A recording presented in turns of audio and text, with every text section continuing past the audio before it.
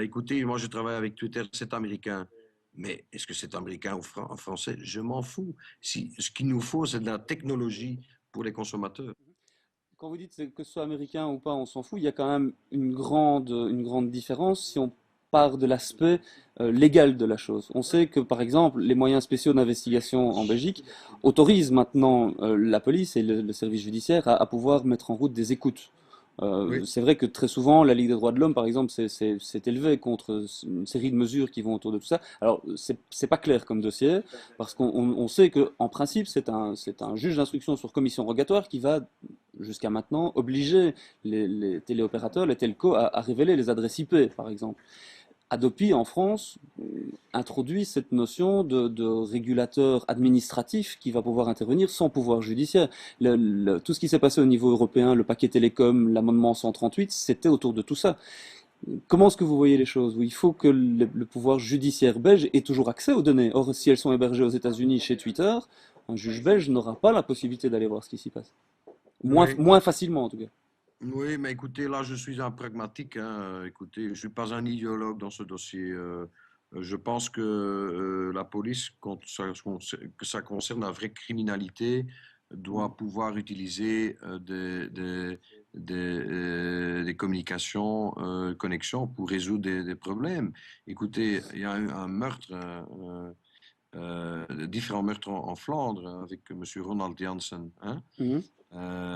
qui a tué pas mal de jeunes.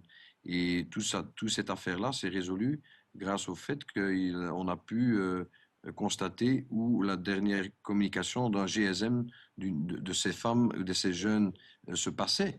Donc Mhm. on a pu localiser grâce à ces données. Il ne faut pas nier l'utilisation, mais il faut toujours donc bien protéger la vie privée, il faut le faire dans le respect de la vie privée, mais quand ça concerne la vraie criminalité, je pense qu'on a besoin de ces données. Donc, il ne Mhm. faut pas être... allez, moi, je suis un pragmatique dans ce dossier et je me trouve là au milieu, quoi. Il faut aussi que la police n'exagère pas, quoi.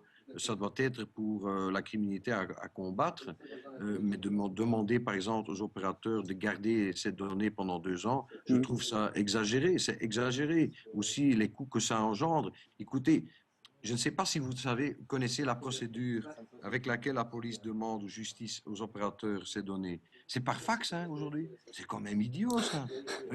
Par fax, mais c'est par fax que ça passe. Et les Et PV sont même rédigés dans Word 6, si j'ai bien suivi votre, oui, oui, oui, oui. votre Bon, Twitter. j'étais en train de te parler avec un type de la police. Il disait, mais il faut plus de police sur la rue et moins derrière le bureau. Mais il dit, oui, mais c'est vrai. Mais il était freiné par Bruxelles. Il me disait, pour faire un PV, il faut que nous passions derrière notre bureau, le taper sur Word 6, et on ne peut même pas prendre des netbooks et mettre le PV directement dans la rue. On ne peut pas le faire, puisqu'on doit communiquer à ce moment-là par Internet, et l'Internet n'est pas sécurisé, nous dit la police. Donc, on ne peut pas le faire. Mais quoi, l'Internet n'est pas sécurisé? Toutes les banques travaillent avec l'Internet. Donc, il faut un peu de confiance aussi de la part du gouvernement, de l'administration dans l'Internet. Mhm. Euh, Écoutez, hein, si Internet était réglé par le gouvernement, ou Twitter n'aurait jamais démarré, ça je suis sûr. Mhm. Vous parlez de la police, c'est une administration. Il y a un autre secteur qui est important, je pense, c'est aussi l'éducation. Oui, tout à fait. Qu'est-ce que vous avez dans vos mallettes par rapport à l'éducation? Parce que là aussi, il y a des disparités énormes entre les écoles. Alors, la manière dans laquelle le pays est organisé en région, bah, ça arrange pas les choses non plus. Mais parfois, ce qui est frappant, c'est que les gamins en savent beaucoup plus que les profs par rapport à l'utilisation des outils. Oui, tout à fait. Bah, écoutez, j'ai tout dans un plan digital hein, qui se trouve sur mon site. J'espère que vous allez donner le nom du site. Donc, tout est dans un plan digital Belgique, Digital Belgium 2010-2015. Qu'est-ce qu'on va faire pour les écoles? Bah, écoutez, là, je pense que ce qu'il faut faire, c'est le plus vite possible, dès que l'âge de 6 ans, il faut mettre des netbooks dans les mains des jeunes. Mhm. Pour apprendre il faut apprendre avec un ordinateur, hein, apprendre Mhm. à faire des mathématiques avec un ordinateur. Parce que je pense, j'ai constaté le 1er septembre 2009 quand j'ai ouvert une école, c'était province d'Anvers, c'est que les jeunes, ils sont incroyables, ils travaillent avec ceci, et on peut suivre d'une meilleure façon aussi les jeunes, de manière individuelle. Mhm. Expliquer par exemple un tsunami par ordinateur à ces jeunes est plus facile que de le mettre dans un petit bouquin sur papier. Et donc, ce qu'il faut faire, et là, je pense qu'il faut coopérer. Aujourd'hui, on a un budget sur niveau fédéral de 10 millions d'euros.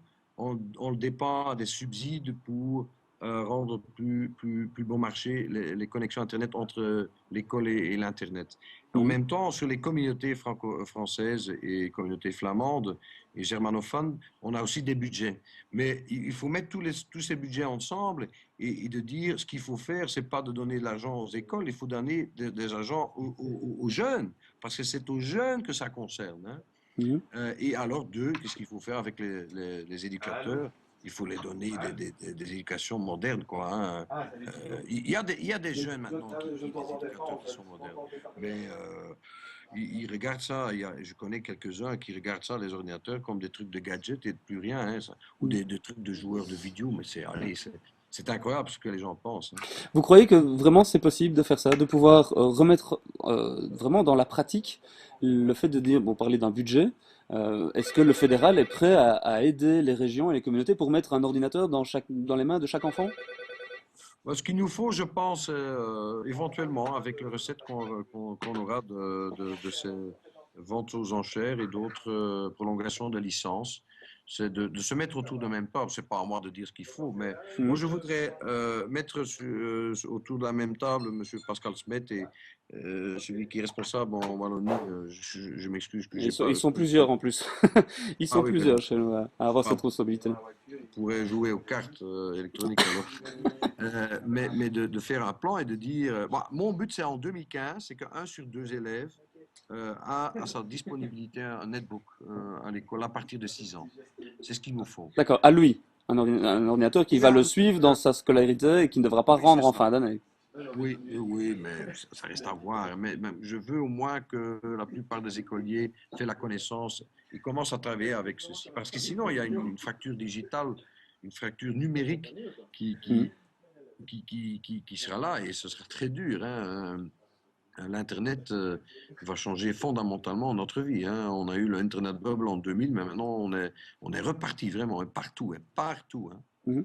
Quand vous voyez comment Barack Obama et l'administration américaine en particulier a pu utiliser Internet, les réseaux sociaux, comment vous utilisez ces outils-là, vous pensez que en Belgique, on va pouvoir aussi changer la manière ou est-ce qu'on n'aura de toute façon pas le choix? Ouais, écoutez, il ne faut pas ni exagérer aussi l'impact de ces moyens. C'est pas que ça va changer toute notre vie. Hein. Dans la Obama manière de a diriger, gagné une élection importante. c'est dans la Hein, manière, dans la manière de diriger, dans la manière de pouvoir proposer la participation finalement oui, oui, des citoyens à la construction. Voilà, oui, tout à fait. Mais écoutez, ce que moi je rêve, hein, je rêve d'un truc qu'on puisse voter par Internet et éventuellement même par le mobile. C'est l'Estonie qui l'a fait en 2007. Ils vont le faire en 2011 par le mobile. Hein. Il y a beaucoup Donc de on pourra. détracteurs de ce système-là. Il y a beaucoup de gens Oui. qui pensent que c'est dangereux. Mais non, mais écoutez, écoutez, on a toujours des problèmes. Est-ce que vous pensez vraiment quand on fait le vote sur papier et le comptage que tout se passe bien? Ah, écoutez, est-ce Alors, que vous avez tellement confiance en papier? Euh, mais non, hein, écoutez. Mais donc, ce qu'ils ont fait, c'est un système génial, quoi. En 2007, en Estonie, il y a 40 000 personnes qui ont voté d'Internet, mhm, de leur maison. Et l'avenir, c'est de voter par Internet, par le mobile. Et en fait, transmettre des informations en même temps, ça serait une bonne chose, je pense, oui. Et deux, ouais, lancer les grands débats et utiliser la force de ces réseaux pour faire changer la politique. Hein. On a, comme j'ai dit, aboli les limites de téléchargement grâce à un débat Twitter sur un programme de radio en Flandre. Hein. C'est incroyable. Hein. Et mhm. d'un seul coup, Belgacom était contre. Et après 2 jours, ils ont complètement changé le jeu. Hein. C'est incroyable. Et donc, la force des consommateurs si on se rassemble avec des trucs comme Twitter et d'autres, Mhm. peut vraiment faire changer la stratégie des grandes entreprises. Mais c'était à votre agenda politique, parce que sur votre blog, vous aviez annoncé mai 2011 pour la fin des quotas de transfert. C'est, Ça, c'est deuxième étape. Ça, c'est deuxième étape. Moi, j'espère et je ferai tout qu'avant la fin de cette législature, donc de cette période de gouvernement, il n'y aura plus de limite de téléchargement. Ça, c'est mon but, oui. ok.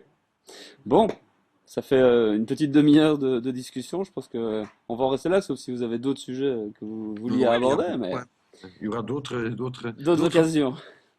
ce sera d'autres occasions, oui. Ok, un grand merci en tout cas d'avoir répondu à mes questions, avoir discuté le coup. Et puis, bien sûr, je vais laisser tous les liens pour aller voir votre blog, votre site. Et je laisse les internautes avec une vidéo dégotée sur YouTube où on voit que vous avez le sens de la musique. Voilà, bonne soirée.